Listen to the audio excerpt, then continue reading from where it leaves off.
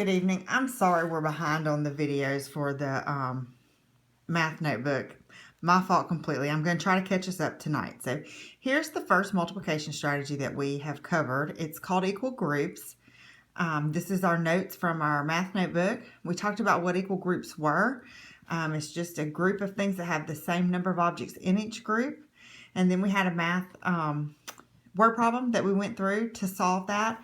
I did tell the students that we could use steps to get through this. And so the first thing we're going to determine is how many groups we have or we need. And so we talked about how we could look at the problem with the cars and the wheels and knowing that cars have 4 tires each. So we would need 6 groups because we had 6 cars.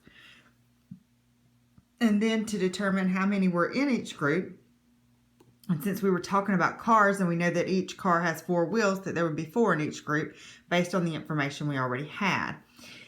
And once we drew our groups and included the number in each group, we could then skip count by 4, since we have 4 in the groups, to get to our answer of what our multiplication problem would be.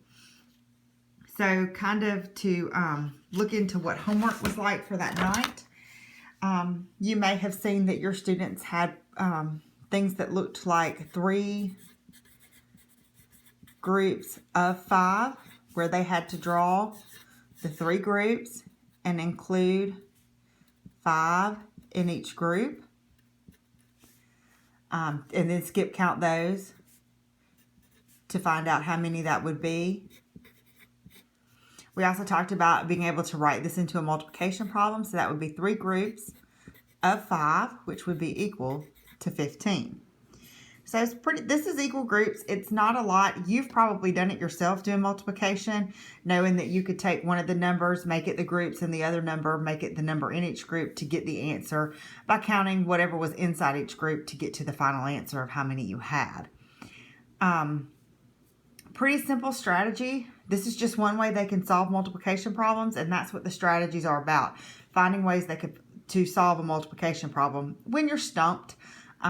And when you're having a hard time with it. I told the students this would be something they would probably use when they had something that was larger, maybe like 7 times 7, and then they needed to find out how many. And that's pretty much equal groups. So it's a quick, easy little lesson. I hope you didn't have a lot of problems doing homework on that.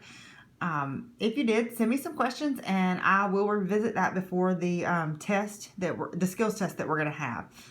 And hopefully, we can get that squared away with the kids. Most of them seem to understand that, though. So I hope this was helpful.